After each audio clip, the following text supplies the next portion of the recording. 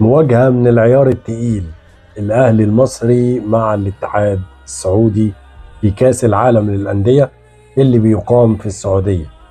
مباراة تقيلة ومباراة قوية، بالتوفيق للفريقين طبعا، ولكن يعني أتمنى طبعا إن الأهلي المصري يكون له الأغلبية ونشوفه في النهائي بإذن الله قدام مانشستر سيتي، لأن ده الخصم المتوقع اللي هيكون موجود في النهائي بإذن الله.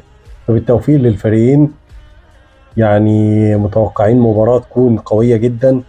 الأهلي المصري ليه طبعا جمهور كبير برضو في السعودية، والاتحاد طبعا يعني فريق عالمي ما نقدرش ننكر روعة كورته، خصوصا كمان في وجود حجازي المصري وأنجولي كانتي وكريم بنزيما والنجوم العالميين كلهم.